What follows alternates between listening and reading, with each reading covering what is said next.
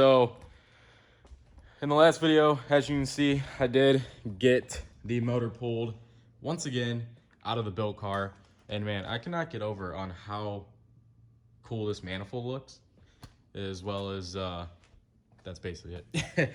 But today I actually have to go ahead and pull apart the motor. So before I can go ahead and do that, I'm actually gonna go ahead and clean the shop, because I did make a mess pulling the motor out, as well as just the whole shop just needs cleaned. That car is actually getting out of here at the end of this month, so it'll free up a lot of room, and we're gonna have some new people coming in. We're probably gonna have like 4 SRTs in here. My buddy Coda in the back, he has a fully built Evo.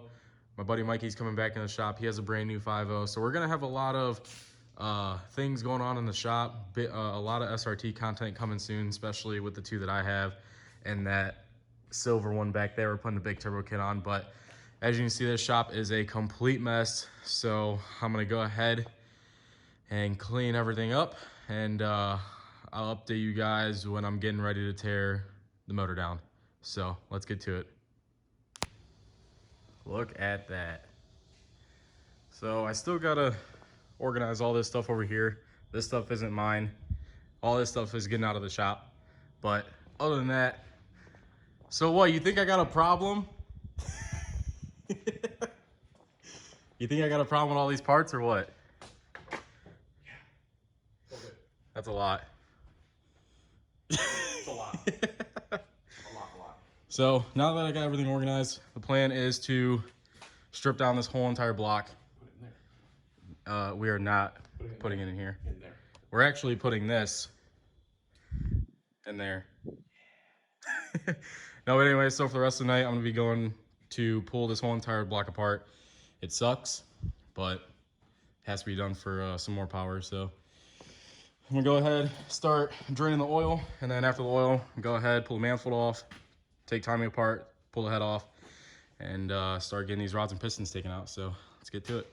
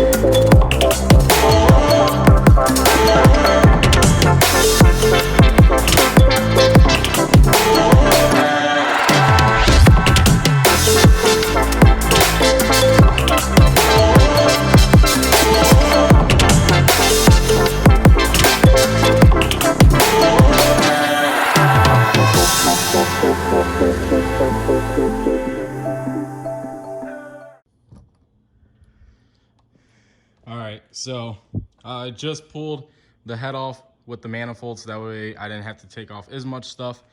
But as you guys can see, these things are literally still brand new. Just a little bit of water got in there from when I was pulling the head off from all the coolant passageways. But anyways, now I'm just gonna go ahead and drain the oil.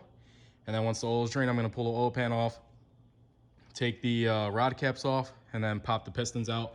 I'm not gonna pull the crank out tonight, and I'm actually going to wrap all of that stuff in saran wrap, because I am going to be reusing all of that. So I don't want all those to be exposed to, like, you know, dust, debris, metal grindings, anything like that. And you guys know, when you guys are pulling apart motors and you guys are reusing parts, or just brand new parts sitting in general, to make sure to have them covered up properly, so that way you don't damage them, because stuff like that does happen. So yeah, just like I said, I'm gonna go ahead drain the oil.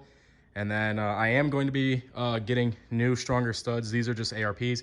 I am going to be switching to L19s. And I'm actually going to be switching to a multi-layer gasket instead of just a basic Fel Pro. So I'm going to be beefing up a bunch of things on this just so that way I have no issues. And the only weak link in this block is going to be that OEM crank. And that's basically about it. So enough talking. Let's just keep knocking this out and get her done. This is actually what my oil looks like. And you know, the camera may just make it look like regular brand new oil because it is, but this has so much E85 in it, it is unreal. And that's what happens when you get scammed on injectors or you run fake injectors.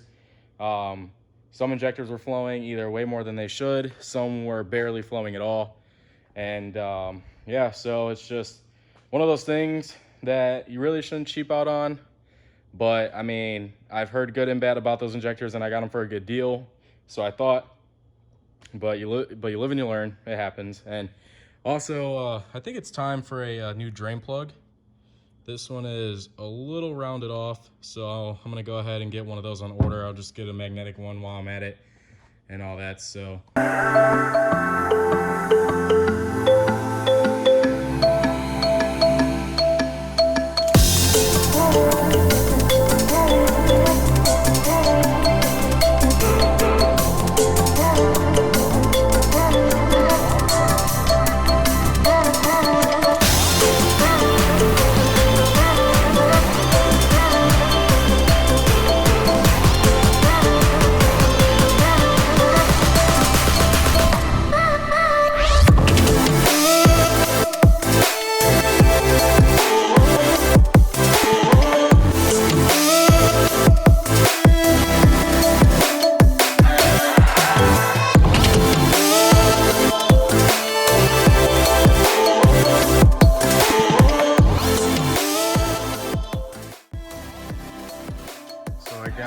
The windage tray, the pickup tube, the oil pan, and all that off.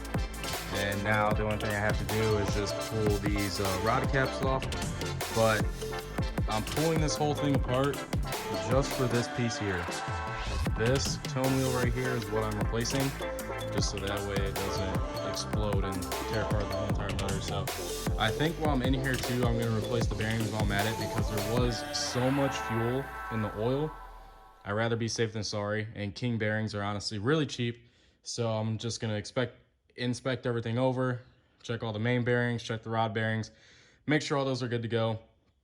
And if they seem fine, if there's no scoring marks or anything like that, then I'll run them. But I may just have them on order just in case. Just like I said, they're not expensive, so I might as well just replace them while I'm in here again. Rather be safe than sorry. So now the only thing I have to do is I'm gonna start with these two since they're already up. I just gotta pull these torque spits off and pop those pistons and rods out, and then rotate the motor over, take out the other two, and then the rods and pistons will be out.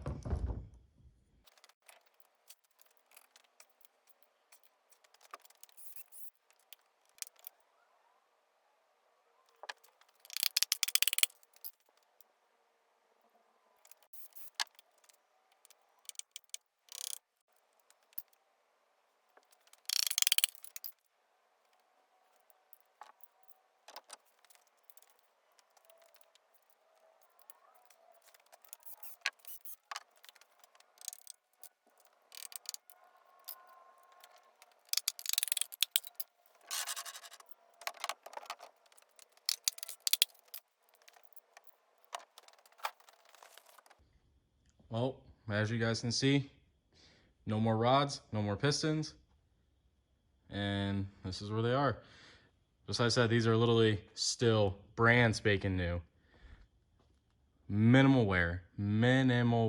Like these things, like it sucks that I have to pull this car apart just for this tone wheel right here, but I will be selling these. Just like I said, I do have a potential buyer.